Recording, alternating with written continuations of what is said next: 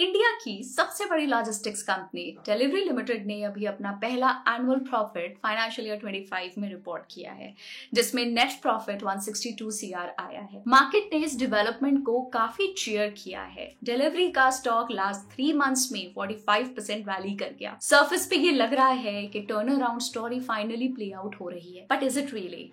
अगर हम नंबर्स को क्लोजली देखें तो एक अलग कहानी नजर आती है। रिपोर्टेड प्रॉफिट का एक बड़ा हिस्सा around 230 crore better business performance से नहीं बल्कि कंपनी के डेप्रिसिएशन मेथड में चेंज की वजह से है, जो कि रिटन डाउन वैल्यू मेथड से स्ट्रेट लाइन मेथड में शिफ्ट किया गया है। And that's not all, delivery ने फाइनेंशियल ईयर 25 में 442 सीआर का अदर इनकम भी बुक किया है, जो लार्जली डिपॉजिट्स और इन्वेस्टमेंट्स पे इंटरेस्ट से आया। जब हम इन दोनों फैक्टर्स को एडजस्ट करते हैं तो डिलीवरी की कोर लॉजिस्टिक्स ऑपरेशंस अब भी लॉस में चल रही हैं। Welcome to share market by Groww. आज के एपिसोड में हम डिलीवरी लिमिटेड की स्टोरी को डाइव करेंगे। क्या ये सच में एक बिजनेस टर्न अराउंड है या बस अकाउंटिंग ट्वीक्स और वन टाइम गेन्स का टेम्पररी बूस्ट है? तो डिलीवरी लिमिटेड करता क्या है? ये end to end logistic services offer करते हैं, including express parcel deliveries, freight solutions, part truck load और full truck load, warehousing, cross border shipments और सप्लाई चेन सॉफ्टवेयर। जो सर्विसेज ऑफर की जाती हैं उनमें एक्सप्रेस पार्सल फाइनेंशियल ईयर 25 तक कंपनी के रेवेन्यू का लगभग 60% कंट्रीब्यूट करता है। पार्ट ट्रक लोड सर्विसेज का रेवेन्यू में शेयर 21.2% है। ये बिजनेस डीपली इंटीग्रेटेड और एसेट लाइट मॉडल पे चल रहा है। डिलीवरी अपने वेयर हाउसेज या ट्रक्स नहीं ओन करती बल्कि एक मैसिव पार्टनर नेटवर्क के थ्रू ऑपरेट करती है। फाइनेंशियल ईयर 25 तक कंपनी के पास 41,000 से ज्यादा पार्टनर एजेंट्स हैं एंड ये 220 प्लस कंट्रीज में 19,000 पिन कोड्स तक कवर करते हैं। अब चलते हैं फाइनेंशियल्स की तरफ। फाइनेंशियली डिलीवरी की परफॉर्मेंस में फाइनेंशियल ईयर 22 में लिस्टिंग के बाद मिक्स्ड रही है। रेवेन्यूज ने 9% CAGR से ग्रो किया है और लॉसेस धीरे धीरे कम होते गए हैं और फाइनेंशियल ईयर 25 में कंपनी प्रॉफिट में आ गई। लेकिन एक बात है,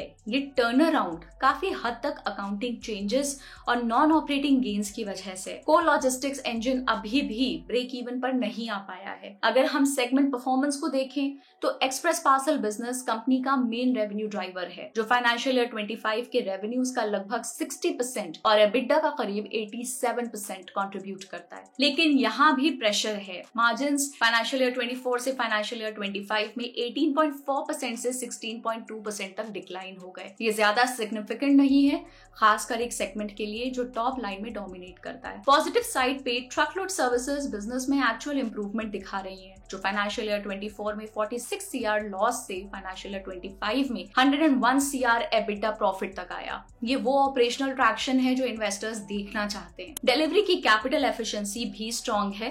कंपनी अपने कैपेक्स इंटेंसिटी को रिड्यूस कर रही है, जो फाइनेंशियल ईयर 19 में 9% रेवेन्यू थी, अब फाइनेंशियल ईयर 25 में 5.2% है, जो एसेट लाइट रहने की डिसिप्लिन को दिखाता है। लेकिन कुछ कंसर्न्स फिर से उभरती हैं जो हम उसकी रीसेंट एक्विजिशन को देखें। फाइनेंशियल ईयर 25 में डिलीवरी ने ई-कॉम एक्सप्रेस को 1400 करोड़ में एक्वायर किया था ग्रोथ सिनर्जीज के लिए। लेकिन दोनों कंपनीज का कस्टमर ओवरलैप है और ई-कॉम का पार्सल वॉल्यूम्स डिलीवरी के पार्सल वॉल्यूम्स का 40% है। इसका मतलब है कि डिलीवरी ने ज्यादा कुछ इंफ्रास्ट्रक्चर, टेक या यूनिक कैपेबिलिटीज नहीं खरीदी, बस कस्टमर वॉल्यूम्स खरीदे। इसके अलावा 150 से ज्यादा employees including senior leaders e-com express से एग्जिट कर गए जब CCI ने डील को क्लियर किया। मैनेजमेंट के हिसाब से फाइनेंशियल ईयर 26 में मार्जिन्स ग्रो करने की उम्मीद है, जैसे कि प्राइसिंग प्रेशर कम होता है और ई-कॉम एक्सप्रेस इंटीग्रेशन से वॉल्यूम्स बढ़ते हैं। इंक्रीमेंटल मार्जिन्स यूजुअली 27 से 30% होते हैं और वॉल्यूम मिक्स के हिसाब से 50% तक भी पहुंच सकते हैं। सेकंड, ट्रकलोड ग्रोथ जो लॉस से पॉजिटिव एबिटा तक गया। मैनेजमेंट एक्सपेक्ट करता है कि PTL ग्रोथ कंटिन्यू करेगा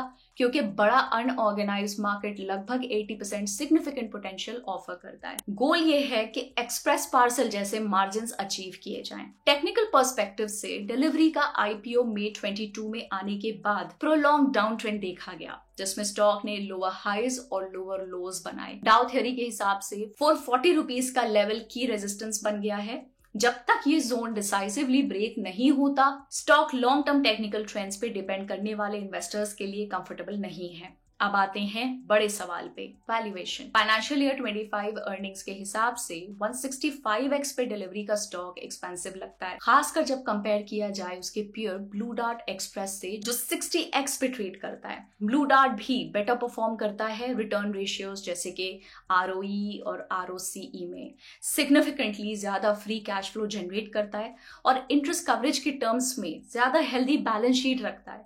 डिलीवरी के पास जो एक मेट्रिक है where it has an edge, वो है cash flow from operations relative to EBITDA, पर ये वैल्यूएशन गैप जस्टिफाई करने के लिए काफी नहीं है। ये टेम्पटिंग लगता है कि डिलीवरी को एक प्रीमियम डिजर्व करना चाहिए क्योंकि ये इंडस्ट्री का सबसे बड़ा प्लेयर है और स्केल का एडवांटेज है इसको, लेकिन हिस्टोरिकली वो स्टॉक स्टोरीज जो स्ट्रॉन्ग फंडामेंटल्स और रीजनेबल वैल्यूएशंस पे बेस्ड होती हैं वो ज्यादा अच्छा रिटर्न देती हैं, ना कि वो जो बस स्केल और नैरेटिव पे बेस्ड होती हैं। तो इन्वेस्टर्स को क्या समझना चाहिए? डिलीवरी का रिपोर्टेड प्रॉफिटेबिलिटी फाइनेंशियल ईयर 25 में मेजर माइलस्टोन लग सकता है और कई तरीकों से है ये, लेकिन ये अभी तक स्ट्रॉन्ग कोर बिजनेस परफॉर्मेंस का क्लियर रिफ्लेक्शन नहीं है। प्रॉफिट का एक बड़ा हिस्सा अकाउंटिंग चेंजेस और इनकम फ्रॉम इन्वेस्टमेंट से आया है। Core operation specially express parcel segment में मार्जिन प्रेशर फेस कर रहे हैं और जब हम ब्लू डार्ट जैसे पीयर्स से कंपेयर करते हैं तो स्टॉक अब भी हर की मेट्रिक पे एक्सपेंसिव लगता है। डिलीवरी की लॉन्ग टर्म स्टोरी प्रॉमिसिंग है।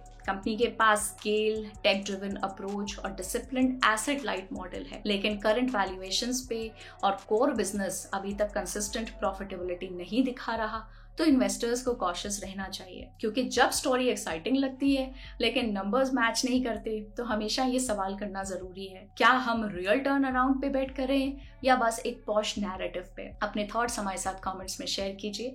For more such insights subscribe to share market by Groww. I will see you in the next one. Thank you, bye bye.